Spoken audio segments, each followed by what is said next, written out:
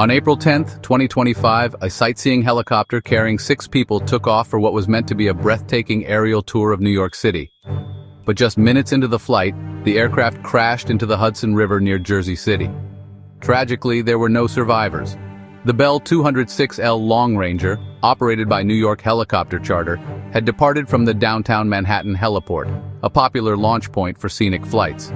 Among the victims was Agustin Escobar, a Siemens executive, his wife and their 3 children, who had traveled from Spain to experience the magic of New York. It was a long-awaited family vacation filled with excitement and wonder, now remembered only in sorrow. Their dream of seeing the city from above, its towering skyline, the Statue of Liberty, the winding rivers, ended in unimaginable tragedy. First responders rushed to the scene. NYPD boats, divers, and Coast Guard teams mobilized within minutes. They scoured the frigid waters hoping for a miracle, but the wreckage told a grim story. Witnesses described a horrifying sight. What began as a smooth flight turned into chaos in seconds. The helicopter began spiraling out of control, its rotors sputtering as it lost altitude rapidly. Moments later, it plunged into the river with a violent splash, sending waves across the surface. As the sun set over the Hudson, the search turned somber.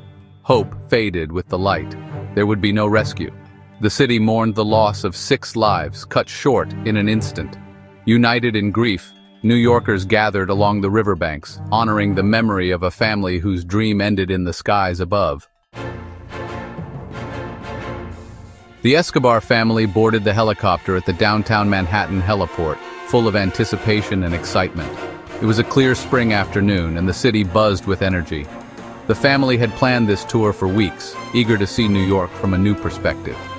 They joined a group of other tourists, all smiles and laughter, ready for an unforgettable aerial adventure above the iconic skyline.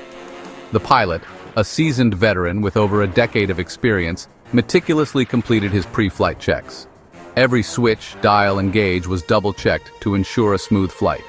Moments later, the rotors whirred to life, and the helicopter lifted gracefully into the clear blue sky, rising above the city's towering buildings. They soared past the Statue of Liberty, its torch gleaming in the sunlight, a symbol of freedom and hope. Then glided toward the George Washington Bridge, where the passengers marveled at the sweeping views of the Hudson River and the sprawling cityscape.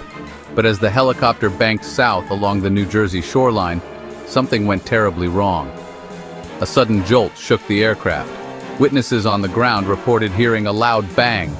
In a horrifying instant, the rotor blades detached. The helicopter began spinning uncontrollably, descending rapidly. It plunged into the Hudson River with a violent splash, vanishing beneath the surface within seconds. A nearby tourboat captain, witnessing the crash, immediately veered off course and sped toward the site, hoping to rescue survivors.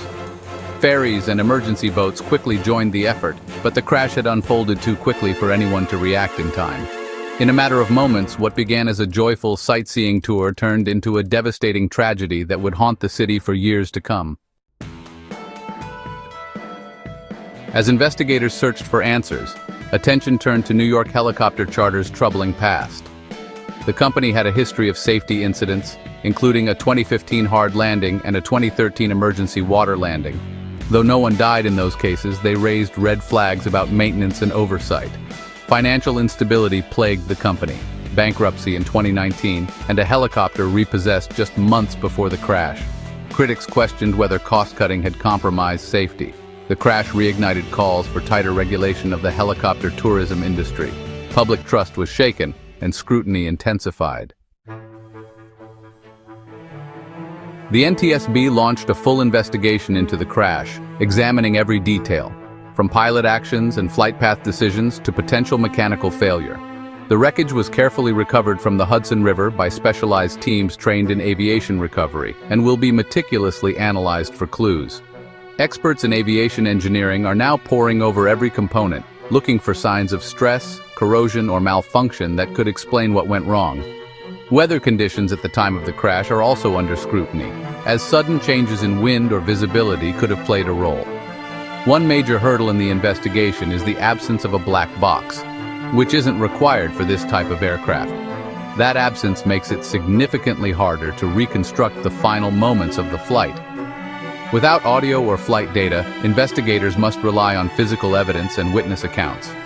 Still, they remain committed to uncovering the truth. The process will take months, involving collaboration between federal agencies, aviation experts, and safety boards.